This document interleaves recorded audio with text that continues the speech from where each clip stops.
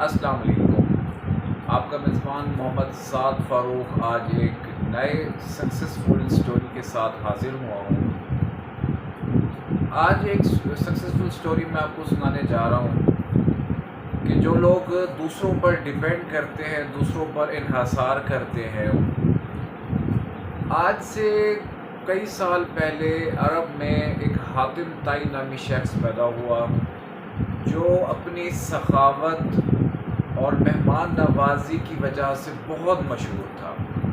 کوئی بھی سوالی اس کے گھر سے خالی کبھی بھی نہیں گیا اور کوئی بھی مہمان اس کے گھر سے کبھی بھوکا نہیں گیا، اور سخاوت کی وجہ سے بہت مشہور تھا۔ ایک دن آدھی رات کو اس کے پاس مہمان آئے، اس کے پاس کچھ بھی نہیں تھا ان کو کھلانے کے لیے، تو حاتم کے پاس ایک اس کا مشہور گھوڑا تھا جس سے وہ بہت محبت کرتا تھا، اور وہ گھوڑا بھی اپنے مالک کا بہت زیادہ وفادار تھا۔ تو اب حاتم نے دیکھا کہ کھانے پینے کے لیے اس ٹائم کوئی بھی چیز میسر نہیں ہے، تو اس نے اس گھوڑے کو ذبح کیا اور ان لوگوں کی مہمان نوازی کی جو ان کے پاس مہمان آئے ہوئے تھے۔ اچھا، اسی طریقے سے ایک دفعہ اس نے عرب کے کچھ سردار تھے، ان کو اس نے بلایا اور اس نے دعوت دی ان کو، اور اس دعوت پر اس نے 40 اونٹ ذبح کیے۔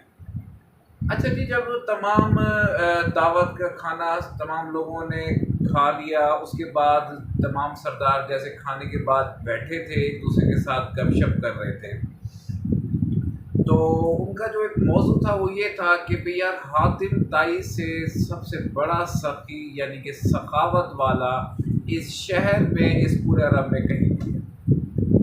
تو چنانچہ ایک سردار نے کہا کہ بھی ہم یہی وجہ حاتم طائی سے پوچھتے ہیں کہ کیا اس نے اپنے آپ سے بڑا کوئی سخی دیکھا ہے؟ تو انہوں نے حاتم سے پوچھا کہ یار، تم نے اپنے آپ سے کوئی بڑا سخی سخاوت والا کوئی شخص آج تک دیکھا؟ ہمیں تو کوئی بھی نظر نہیں آیا۔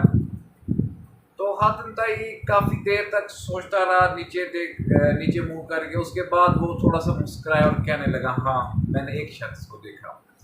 تو جتنے بھی سردار تھے ان لوگوں نے یہی کہا کہ یار، وہ کسی شہر کا بادشاہ ہوگا جو اتنا سخی ہے، یا تم سے بھی بڑا سخی ہے۔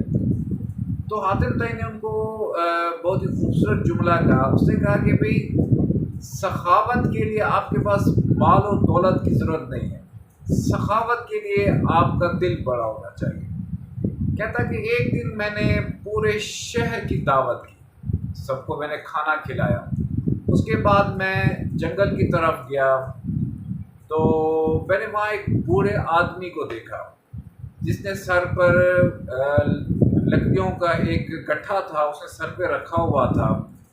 تو میں نے اس کو سہارا دینے کی کوشش کی، کیونکہ اس کی جو کمر تھی وہ اس وزن کی وجہ سے جھکی ہوئی تھی۔ تو وہ جو شخص تھا، لکڑہارا تھا، وہ پیچھے ہٹا، وہ تھوڑا سا پیچھے ہٹا، اس نے جو گٹھا اس نے اٹھایا ہوا تھا، اس نے اس کو نیچے رکھا۔ حاتم طائی بڑا حیران ہوا، اس نے کہا کہ یار، میں آپ کی مدد کرنا چاہ رہا تھا کہ اس گٹھے کو پکڑنا چاہ رہا تھا اور آپ پیچھے ہٹ گئے۔ اس نے کہا کہ بھئی، کندھوں پر، لوگوں کے کندھوں پر سوار ہونا قبر کی طرف کا راستہ ہے، یعنی کہ جب آپ مر جائیں، آپ قبر کی طرف جا رہے ہو، تب آپ لوگوں کی کندھوں پر سوار ہو کر جائیں۔ جب آپ زندہ ہیں، آپ کے اندر طاقت ہے، تب آپ کبھی بھی کسی انسان کے کندھوں پر سوار نہ ہوں۔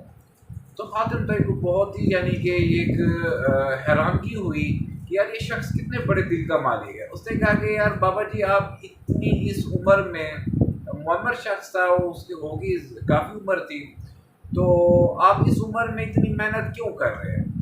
آپ کے تو شہر میں حاتم طائی ایک نامی شخص ہے جو غریبوں کو کھانا بھی کھلاتا ہے، تو ان کو مطلب پیسے بھی دیتا ہے، ضرورت کے مطابق ان کو پیسے بھی میسر کرتا ہے، تو تم اتنی محنت کیوں کر رہے ہو؟ تو وہ جو بوڑھا تھا وہ مسکرایا اور کہنے لگا کہ اللہ تعالیٰ نے حاتم طائی کو بھی تو 2 ہاتھ دیے اور مجھے بھی تو 2 ہاتھ دیے، تو میں کیوں کسی دوسرے کی روزی سے، کسی دوسرے کے رزق سے میں کھاؤں، جب کہ اللہ تعالیٰ نے مجھے جان بھی دی ہے، مجھے ہاتھ بھی دیے ہیں، اور میں مشقت کر بھی سکتا ہوں، تو مجھے کیا ضرورت ہے کسی اور سے کچھ کرانے کی؟ تو جتنے سردار بیٹھے تھے وہ سارے حیران رہ گئے حاتم طائی کی اس بات سے کہ وہ جو بزرگ تھا اس نے اس پورے جو جملے اس نے بیان کی اس میں پوری کی پوری لائف کو نچوڑ کے رکھ دیا۔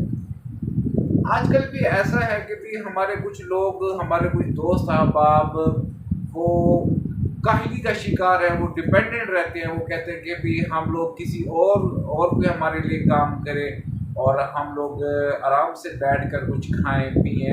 اور آج کل نوجوانوں کا سب سے بڑا ٹرینڈ بھی یہی چل رہا ہے کہ وہ آن لائن ارننگ کی طرف بھاگتے ہیں کہ بھی آن لائن ارننگ میں پیسہ ہے، گھر میں بیٹھے رہو۔ یار ایک بات میں آپ کو بتا دوں، محنت محنت محنت، اس کے سوا آپ گھر بیٹھے رہیں، سوئے رہیں، ایسی کوئی کمائی نہیں ہے۔ حلال کمائی جو ہے وہ ہمیشہ محنت سے ہوتی ہے، ٹھیک ہے؟ اور اس کا تو اللہ پاک نے وعدہ کیا ہے کہ رزق میں آپ کو دوں گا، لیکن آپ رزق تلاش تو کرو، ٹھیک ہے؟ ایک مشہور واقعہ ہے کہ بھی ایک بندے نے نا مطلب اپنا گدھے کو ایک جگہ پہ چھوڑا اور وہ خود نماز کی طرف چل پڑا۔